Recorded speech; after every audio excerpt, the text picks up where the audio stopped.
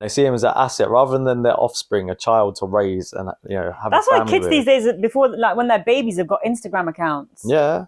They like, I've seen it so many times where as soon as a celebrity couple have a child, they set up an Instagram for their child and start putting all the kids' life Which is on super there. narcissistic as well, and fucking weird. And so, yeah, because what if your child doesn't like, want that's fame? so intense. What if your child doesn't want fame? Like, what if your child gets like imagine what that's going to do to a child's mind. Like, imagine your child's like 8 or 9 is like, I just want to be private. I don't want everyone to know who I am. That's weird. I was watching something the other day. There's Gen Z. What's the one under that? Gen Alpha? Gen X? Gen X? Whatever. The one under Gen Z, basically, this video was saying that they're going to grow up kind of resenting social media. Oh, interesting. And in actual fact, that, people, when they see people that show up on, say Instagram, for example, exposing their whole lives and posting everything out there, they're going to find that really fucking cringy. Because, like you were just saying, they've grown up in an era where their parents forced social media on them. Yeah. Like, before they knew what social media was, they had cameras in their faces, getting pictures taken, everything. And then obviously when they grew old enough to understand it, they've got a whole social media profile, which they had no control over. And there's like, oh, here's all my life shown. Yeah. I don't really like this. Like, and they see all this shit that their parents done. Yeah. Because let's be honest, these people are nuts. Yes, 100%. It's not normal. And that's not me throwing judgment on them. They can still be great people, but there's a level of disassociation between like what you're doing and what reality, your child needs. and what your child needs. Like, they need to be nurtured and looked after, not pictures taken of them so you can get likes on Instagram and show everyone off to them. Exactly. And I'm not saying there's anything wrong with posting your kids online, but not to the extent you've made a profile for them. But it's beyond that. Everything that they do is logged. What? There's tons of videos if you go on YouTube, TikTok, I think probably Instagram as well. There's tons of videos of like parents when they're like forcing their kid to do something on camera just so they can get something for the camera, Yeah. just so they can get like the right content or the right video and stuff, and like how they treat their kids for like, oh, you need to do it you need to do this or you're not going to get this, or you need to do this. And it's like you're like punishing your child for not wanting to do this thing, which actually they don't really need to be doing. It's not really a child's thing to be doing because you want them to behave or act a particular way on camera. Like, there's so many videos of like YouTubers who've like got their kid involved in something and they're like fake crying about something and they're like, oh, fake cry so we can get more views, fake cry so we can get more likes and comments and stuff. Like, there's tons of them. What's that teaching your kid as well, to like, be fake? Yeah. To pretend to get what you want. Yeah. So if you manipulate people by pretending to cry, you'll get a reward for it. Because no doubt, oh, pretend to cry, Jimmy, and if we get 100 likes, I'll get you that new toy that you want. Do you know what I mean? So that's exactly how it goes down. So what did they grow up? They grow up super manipulative and think, well, my way around to get what I want is to pretend to be someone else, act a certain way, show these emotions so I can emotionally manipulate people to get what I want. Yeah. And thus a new breed of narcissist is born. Da, da, da. Like we need any more.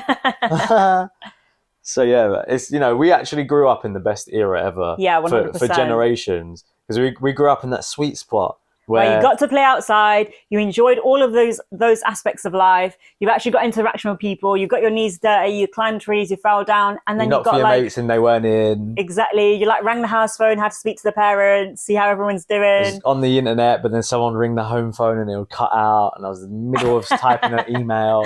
Because you got so much business at the age of 8. do you know what I mean? You got so much business at the age of 8. AOL at AOL.com, like, how you doing? Send. Don't know who to. Yes. Just a random email. I'm telling you. And then the MSN days, like, we really went through the transition of having a normal life without technology, to seeing the progress of what life was like at the beginning of it to like where we are now. Whereas kids growing up now don't know any different but iPads, iPhones, super fast internet, being able to be connected to anyone, anywhere, anytime. Yeah. Information at the push of a button in your hand. Like back when we were younger, if we wanted to find something out, we had to go to the library. Or go and ask someone. Yeah. Do you know what I mean? You go and ask your parents. If they didn't know, it's like, cool, we're going to go to the library this weekend and we'll find out. And you have to go through the books and speak to the librarian. I'm looking for this, but it's in section Z at the back, fucking floor 5. You're there rummaging through the books for this one question to like, what's the diameter of Earth? Do you know what I mean? Now hey, what's the diameter of Earth? Chat GPT, what's the diameter of Earth? It gives you paragraphs. Yeah. You know, if there is a diameter, but that's another story. So yeah, and it's like, it's the equivalent of? It's like children being born into wealth. Yes. Generally, what happens is after 2 generations of, say this family has wealth, after 2 generations, that wealth is lost. Why? Mm-hmm. Because they don't understand what it takes to acquire wealth, yeah. and then also what it takes to keep it, because it's it's a fucking, there's a science behind it. It's a game, mm-hmm. right? So if you're born into wealth, the majority of people, 90%, I think it is, lose it after 2 generations in the family. So the same thing is happening now, but with information, with independence, with critical thinking. And these things arguably are what makes us human and very important for our survival. Yeah. If we haven't got the capacity to critically think, then we're never really going to think outside of our environment, are we? Yeah. We're never going to problem solve. We're never going to ask at least questions. We're just going to accept everything for what it is, and that's just that. The same with independence. All right, well, my robot cleans up for me now. If I need something answered, it will do it. Oh, I'm hungry. Let me just push this button and I'll get food sent to my house. I don't have to cook. I don't have to go outside. I don't even have to go to the fucking supermarket anymore. You don't need you don't need to do anything. So there's no independence. And you don't get the chance to even grow into independence because your parents are too busy putting you on social media to try and get likes for them to push whatever agenda they've got. To teach you these things. And even worse, you're growing up in a society where everything's made convenient for you. But we think, convenience is such a great thing, and to an extent it is. It's convenient that I've got a fridge and a freezer.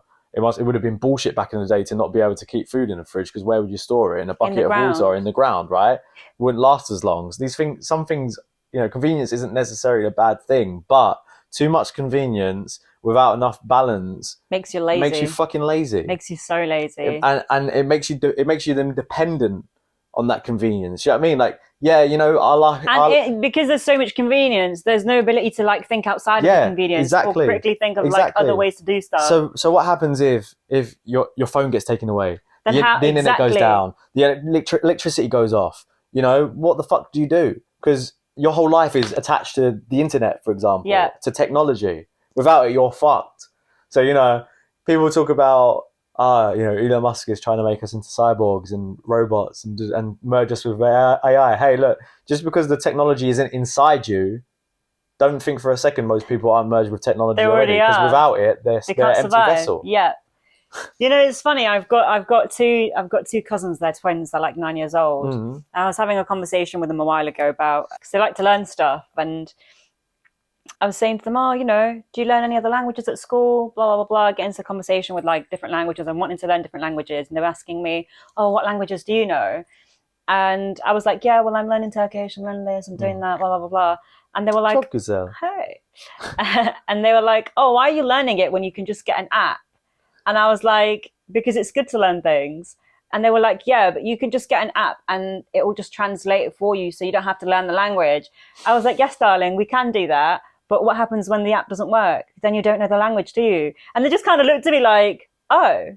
I was like, what if the app doesn't work? Or if the internet's down or something else is wrong? Then how are you going to communicate? Say you're in a foreign country. Because at this point, I think we were talking about French. And I was like, say you go to France and you're trying to use this translation app, but it's not working now. Yeah. So how are you going to get to where you want to go? How are you going to order food? How are you going to do any of this stuff? So to think that, I don't need to learn these things because it's on my phone, or I can do it on an app, or I can do this. That's silly. You should always learn things. You should, just because you've got these things, just because you've got a calculator doesn't mean you shouldn't learn how to do the times table or learn how to do maths, etc. You should. It's a basic part of life. I'm telling you. But they've got us silly, The convenience of having an iPhone, right? What's the Apple logo? Oh, the bitten apple. Yeah, and what does that symbolize? The whole Adam and Eve situation. The forbidden fruit, and what is it? Information, right? Yeah. So at the palm of your hand, you've got this forbidden fruit. Yeah, it's interesting. And it's detrimental actually to humanity. Although we see it as such a great thing, and our podcast is being recorded on an Apple iPhone at the minute. We use that to communicate with each other and run our social medias and a load of other things. But to what extent is it damaging society as a whole? You know, Steve Jobs didn't let his kids use iPads. Why? He was the one of the creators of the iPad. Why didn't he let his kids use it? Because I guess he knew how detrimental his technology could be to the development of a person or to a child. And if I'm completely honest, if I was him, I would do the same thing. I would not let my kids on technology. They would learn how to use technology, but if you're a second they think they're going to be spending all their time on it, they're absolutely deluded. It's not happening. No. And I think he thought the same thing. He realized that he'd created this product which was it was revolutionary.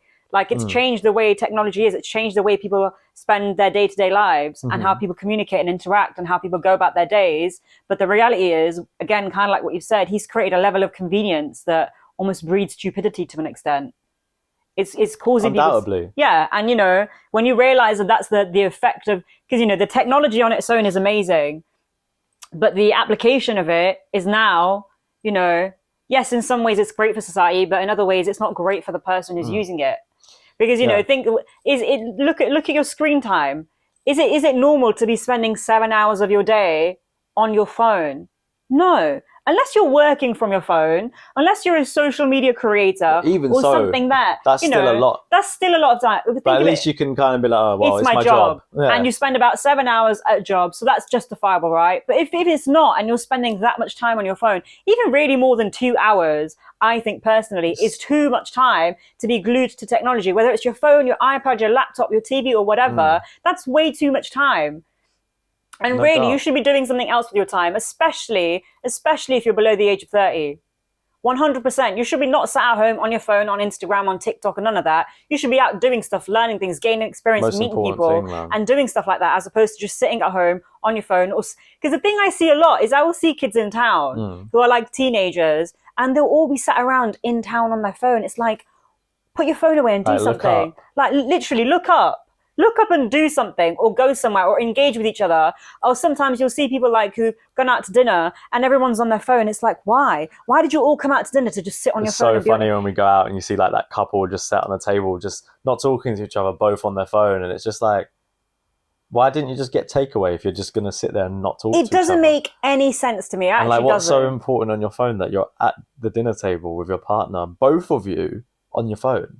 And the thing is, you know, this is actually, feel like this is actually probably a killer in so many relationships. Like, I was listening to something the other day where they were talking about it, like actually having technology in the bedroom is a killer for relationships. It ruins your sleep. It ruins your connection with your partner. You've brought technology into the bedroom where the bed is actually really only for sleeping and, you know, whatever else you may do there. Space. Yeah, exactly. And it's all, you know, it's also... It's for sleep and sex. It's also the ruiner of... You're a funny kid. Do the podcast.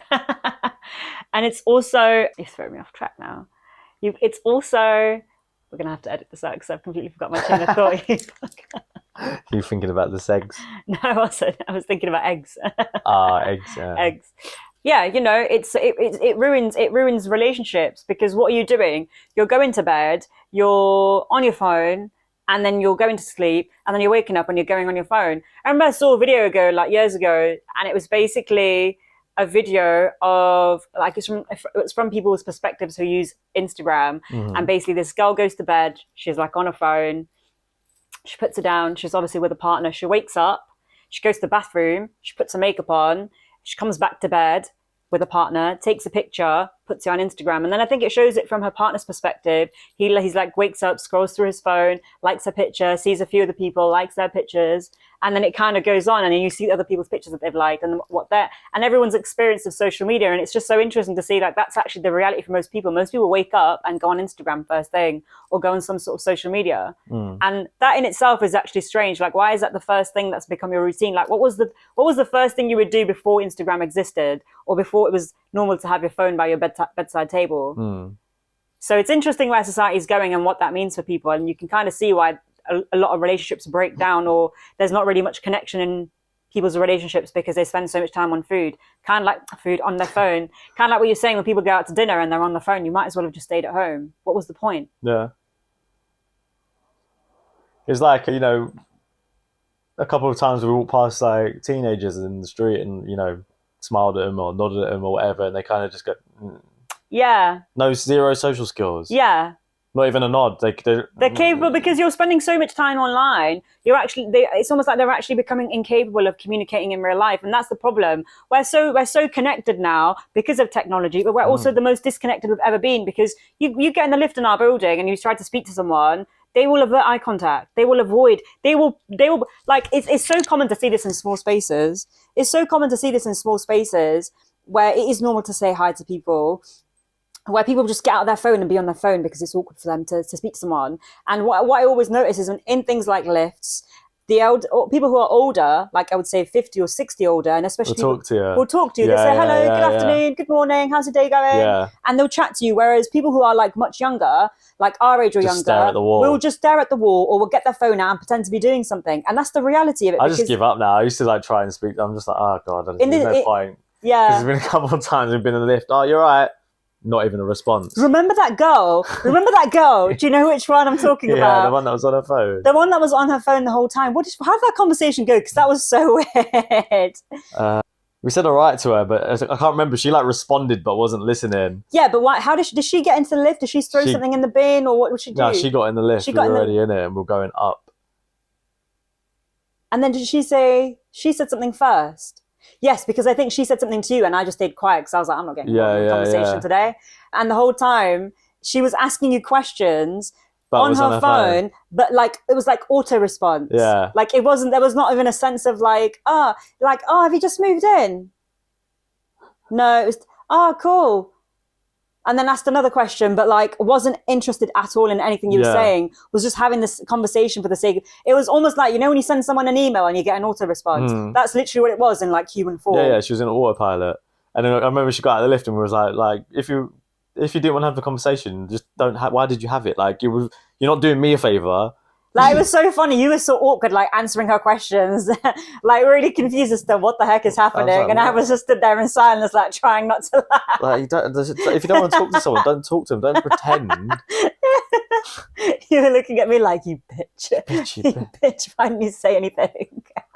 But yeah, this is the thing. And it's like, is the technology bad or is it the people that use it bad? And I don't mean like they're bad people. I just mean, like you said, this technology is meant to connect us, but it's made us more disconnected than ever. But the actual fact is, it can be used for positives as well. All right, cool.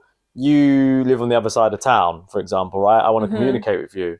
Rather than ringing you and staying on the phone for 2 hours, how about I ring you to say, let's meet up, and then we meet up. Yeah. And that's the difference. It's all about how we use these things. I think it's about how you use these things, and I think it's about the boundaries around these these devices, and also it depends on the habits you allow yourself to create around these devices. Yeah. If you don't have boundaries of, I'm not gonna. This is the boundary for me. I'm not gonna wake up and go on my phone first thing. Actually, I'm gonna go for a walk in the morning, and I'm gonna go get sunlight because that's probably a bit more of a normal thing to do, and a healthy thing for me to do.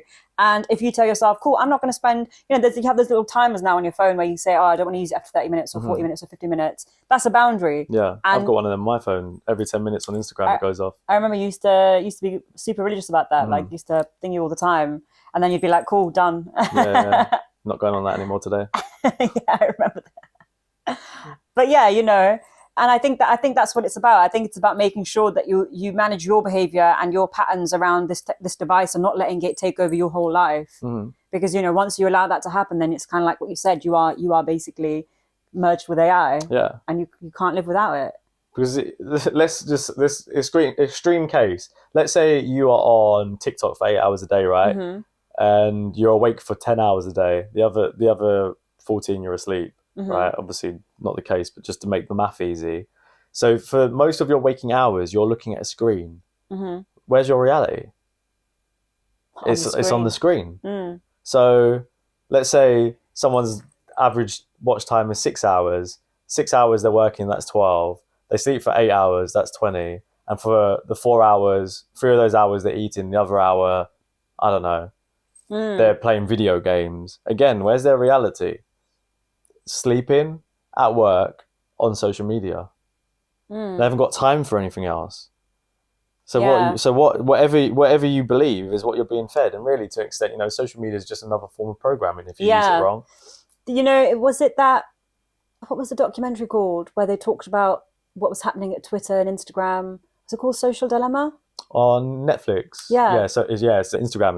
It's called Social Dilemma. Where they kind of like show how Instagram, obviously they did it in like a play out version, like a play version, I guess, where they showed like, oh, they've not used their phone in a while, let's send them a notification, we'll try to get their attention. I think if people actually truly realize and understand like what happens when, because I get it from Snapchat all the time. I haven't used Snapchat in such a long time, and what it always does is send me notifications constantly. It's like, I've not used this app in over a year, like please stop sending me notifications. But it's to try and entice you to come back to the app. Yeah, because they know if they can, it's like they try, if they know if they hook you in, you're more than likely going to stay on the platform. Yeah.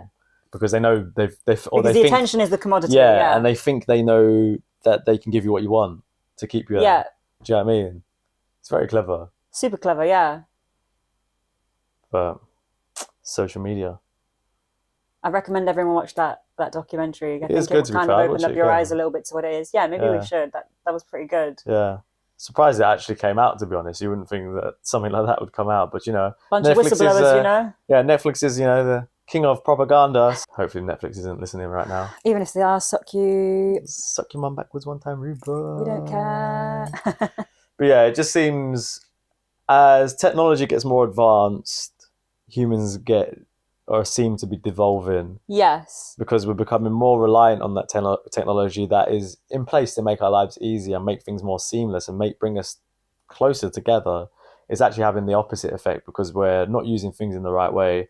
We're overusing it, and we're not conscious of what we're using. Yeah. Like this whole obviously AI debate that's been raging for however long now. There's loads of new apps and programs coming out on a daily basis, and everyone's worried about, this job in this industry being taken away. But the reality is that the jobs that would be taken away are the ones that can be automated, but the ones that will stay will be for the people that use these AI apps, not to do their jobs, but to automate the areas of their jobs that are fucking boring or monotonous or take up a lot of time. So in fact, what it's going to do for the people that are smart with it and use it right is it's going to give you more time to create. Yeah. Because AI can right now and will be able to the future do so much things, but to the extent of what it can do, it can't create like a human. No, and it never will be. Even if it gets quantum intelligence, it still can't create like a human because we create. Our ideas come from source. Our ideas come from something that it can't understand. Our ideas, it comes from critical thinking outside of the box of what our reality is. That's what an idea is. Here's my thoughts. Here's an idea. Yeah. So AI can't recreate it, but it can create the actions that lead up to that or the processes around the idea. But for the idea and the creation, it can't do that. Yeah. So cool. Let's take video editing, for example. AI might be able to take all the clips that you've done, say 30 minutes worth of footage, condense that into a 10-minute clip with, all the transitions, all the music, all the slides, all the B-roll, fucking everything. But can AI take the videos? Did AI do the shots? Did it do the screenplay? No. Who came up with the concept? You did. Yeah. Do you know what I mean? It can't recreate it. So cool. It might take you 4 hours to edit that video. Brilliant. You can get AI to do that now. You can spend those 4 hours creating more videos. Yeah. Shooting, scripting, writing, boom. Figuring it all out. And that's how it's going to work. So for the people that aren't creative with it, yeah, your job's going to be replaced. Let me ask you a question. Do you think, have you seen the scene in iRobot right at the beginning? I've seen iRobot like 20 times. Okay, you'll know the scene then.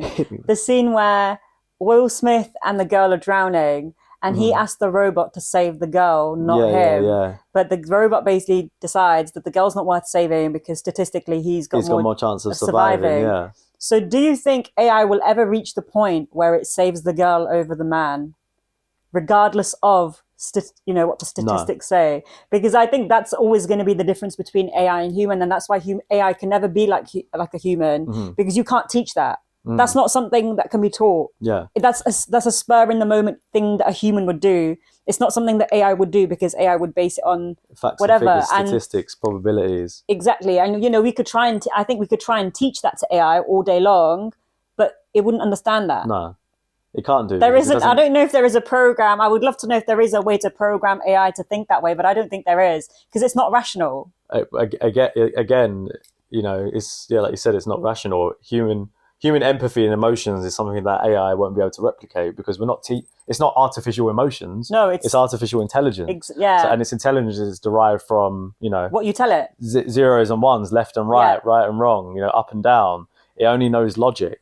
It can understand the concept of what love means, what sadness is, you know, what happiness is, what it means to, you know, want to sacrifice your life for someone else. But that doesn't mean to the extent that a human would actually go forward and do these things because, yo, I'm 60, save the child.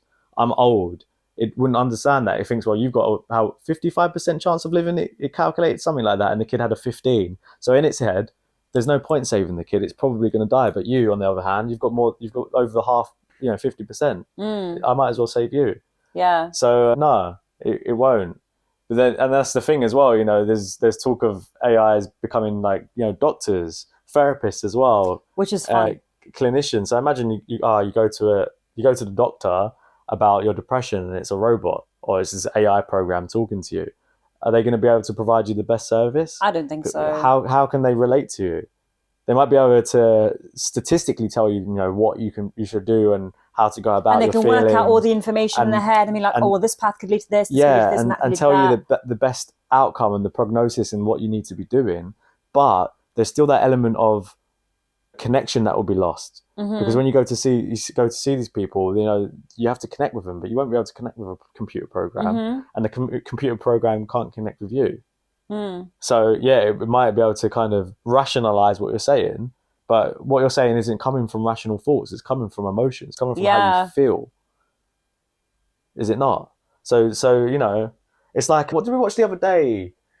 What was that film called? Where they live in outer space. The Elysium. Elysium. It's like Elysium, where he goes to the police officer and he's trying to explain to the robot what happened, and the robot doesn't listen to him because he doesn't understand what he's talking about, because it only knows black and white. Yeah, it's the same thing. So yeah, it's interesting. It's interesting, and you know, if it does go down the route of AI taking over jobs like that in industries where, you know, that human emotion is needed, then what is that going to make society? It's going to push us further away from our feelings and more into our thoughts, and further away from being humans. Yeah, they want us to be in our heads and not in our hearts. Yeah. Because if we're in our heads more than in our hearts, what do we become less of? Human. They don't want us to be. And you're easy to control that way too. They want us to be. Because I think that's the thing, you know, people who are like in their hearts, and people who move with love, and people who are overcome with the power of love, or because of things, you know, things to do with that, you know, they will give anything for people that they care about and love. They will do anything for people and things that they truly care about and believe in. Yeah. But if you just think with your mind and think, oh, well, actually, if I do that, then I'll get in trouble here, and I won't get my credits here, and I won't get this, and then I'll get this, and this will happen to me, and this will happen over here, and then I won't be able to do this. All these things will happen because that's how you're thinking. You're not thinking, this is wrong. I actually can't deal with this because emotionally, this does not sit right with me. You'll see someone get into an argument and think, oh, I'm not going to get involved because I'm not looking to get shot today, or I'm not looking to get a mark on my social credit report. But in saying this, do you remember that video of the robot that we saw a couple of weeks ago now? And the robot was programmed to stack shelves. And killed itself after 15 minutes. Yes. Because it decided that if this is what it was going to do for the rest of its life, then it was fucking pointless. Right? That was interesting. Why did it do that? Because they're programmed to think logically and rationally, but did that not kind of portray, or at least showcase, a level of emotion behind it? It did. And also, I guess that the robot thought that it had more worth than stacking shelves. Exactly. And actually, to be fair, in thinking that, it was probably right. It's artificial intelligence that has the ability to do a lot more than stack shelves. So really, it's thinking, I'm more than just stacking shelves for the rest of my life. This is boring. I'm out. It's like Rick and Morty, where Rick makes the little robot that serves him butter, and he's like, what is my purpose? He's like, pass me the butter. And the robot's like, oh my God. This is what I've got to do. Yeah, because it knows it's more intelligent and more capable of so much more. Yeah. This is what it's going to do. And the funny thing is, you know, this robot that's been programmed, or at least told that it has to stack shelves, kills itself, right? But if you go into any Amazon warehouses, there's hundreds of people stacking shelves, and they don't kill themselves. And I fucking hope that they wouldn't. But what does that tell you? What does that tell you about the robot versus the human? Which one's more human? I think you know what it is. Oh, that's a good question. This is the problem, you see. This is the problem. This is the problem when you become so embedded in society and needing things that those things are overridden by the fact that you need to provide for your family, by the fact that you need food, that you need this, you need that, and you get stuck in that trap of I'm going to have to do this. And you know what? I don't think anyone ever intends to work at a warehouse or a particular job for their entire lives. I don't think anyone ever intends that, unless it's their dream job and they love it. But I think the vast majority of people don't ever think, I'm going to work here till I'm 60 and then I'm going to retire. I think it just happens. Yeah. And before you know it, half your life's past you and you're like having a midlife crisis. And I think this is why so many people have like midlife crises, because they realize, oh my gosh, what have I been doing? You know, I used to do door-to-door sales like years ago. And one of the things that I would hear a lot from like people who are like 60 plus, oh, I worked in Cadbury's factory for 40 years. I worked in blah, blah, blah for 40 years. I've worked my whole life for blah, blah, blah. And I could not tell you, every time I heard somebody say that they worked somewhere for a prolonged period of time, I would feel so suffocated, even though it wasn't even me feeling that way. Yeah. It wasn't me working there, but just hearing them say that was like, oh my gosh, how have you done that? How have you worked in one place for so long? You have basically lived the same day. No, you've lived the same day for 40 years. Is that not crazy? Not quite. They would have had their 28 days holiday, but I'm sure they went off. But you know what I mean? I just could not. I'm sorry, I could not. I just cannot fathom that. That to me is insanity. And that to me, you know, there might be people who are okay doing with that. And if that's you, then, you know, I'm happy for you. I don't think anyone is. But I don't think deep down inside, I don't think anyone is happy doing that. No. And I think the reality with the whole robot situation is the robot was just more aware of it. It didn't have any responsibilities. It had no dependence. It was just on its own. And it realized, actually, let me just do the maths here, because I can do that in my head. Did the maths and was like, nah, actually, I don't fancy doing that. And I think the reality is we're so disconnected from who we are and what we are. And what we're worth. And what we're here to do and what we're here to be, that actually people, it doesn't resonate with people. And just crack on with it. Yeah, and the magnitude of that doesn't sit with people. And because it doesn't sit with people, they can't do anything about it. They can't even address it. That's why when people get to a certain point in their life, or that's when people find out they're dying, it hits them. Yeah. You know, it hits them. It's like, oh my gosh, what have I been doing my whole life? And, you know, if you ask people about all the regrets that they had when they're on their deathbed, you know, one of the things they say is that I worked too much. I didn't spend enough time doing what I wanted to do. I worked too much. I didn't spend enough time with the people that I love, that I care. I didn't do enough of the things that I loved and I wanted. I didn't chase my dreams enough. And why? Because you get stuck and you get trapped, and then that's what your life is. And then you numb yourself, or, you know, people numb themselves with alcohol, drugs, television. They, you know, and that's their life. And then before they know it, they've reached 75, 18, 90, whatever, and their life is over. And then they look back and realize, but what did I do? It's too late. It's too late. And, you know, now we're kind of living in a society where they're trying to get you to work even longer. They're trying to get you to spend more time in the workforce than ever before. Give it 10 years, the retirement age will be 75. Easy. Is it not already 75? 67, I think, 68. Is it not gone 70? I don't know. God knows. But it's going there. It's going there. And, you know, it's a shame, because I really hope that people do find the true meaning of life is not just working for someone else. Because, you know, that's a painful one to imagine someone else realizing, like when they get to a certain age, it's like, oh, what have I done with my life? Wasted it. Yeah, exactly. You know, you're a powerful being. Yeah, that shit keeps me up at night, man. Yeah, same. I think about it sometimes, you know. I think about people that are related to me. I think about people that I know, and I think about people that I care about, or stories that I've heard from other people, and how, like, they've got to a certain age and they realize that they haven't actually achieved what they wanted in life. They weren't able to. They got stuck in certain traps. They got put in certain positions, and they haven't actually, you know, lived. And that's the reality. Most people haven't lived. Most people work 9 to 5. They work somewhere for like X amount of years, and they kind of, like we said, they get the 28 days holidays. They go on holidays maybe like once or twice a year if they can afford it, and that's their life. And that's not the way to live. My opinion, though. Some might disagree. For the most people, though, it is what it is, isn't it? Yeah. Get by, pay the bills. At least I've got a roof over my head, and they don't see past that.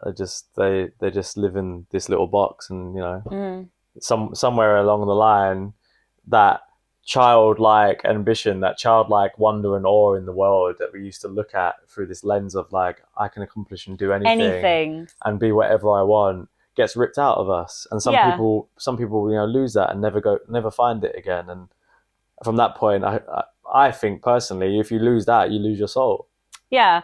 If there's one thing that I feel like people should always come back to, it's their inner child. I feel like what you have to always nurture that. If you lose that, then you've kind of, because kind of start going down a path where it's hard to come back from. But that's the thing. Like we're told, from the minute we go to school, pretty much, you need to grow up and be an adult, right? What's an adult? An adult is a child pretending to be something different. Yeah. An adult is something. An adult is just someone who's old enough to drive, drink, smoke, and own a property. That's the only difference. And go to work and pay taxes. Exactly. That's what an adult is. All concepts that are made up by society. Yeah. Yeah, it's true. And this word adult is just euphemism for taking away your inner child, taking away your ambition, taking away your hopes and dreams, taking away what you want to be, taking away yourself, because everyone's pretending to be this person that they're fucking not, just so that they can be accepted at work. For the majority of people, they're doing a job they don't even like, right? And whilst they're there, they've got to act a certain way, they've got to dress a certain way, they've got to piss and shit when their boss says. They can't go for lunch unless they're allowed to. Mm-hmm. You can't have the day off unless you book it off. Which is wild to me, actually. Obviously, I've been a part of this situation, but actually, when you think about it, it's so wild that you have to ask someone else for permission to have a day of your own life off. That's wild to me. I'm sorry. But where are you taught all these concepts? School. At school. Yeah. Why is that? Because they're teaching you to be an employee. Yeah, teaching you to be an adult. If you have a day off, we're going to call your parents. If your parents take you out of school, we're going to call the government. We're going to get social services involved. There was never an element in school where the question was asked of like, oh, what would you love to do when you grow up? It's always like, oh, what job are you going to do? Yeah. Or, what's your plan kind of thing. But there was never like, what's your nurturing of your passions. Yeah. What's your passion? That was never a question you heard. Like, what's your passion? Yeah. And I think, there's also like when you're in school, I feel like I feel like a lot of teachers probably have lost the passion of being a teacher by the time you get to school. Do you know what I mean?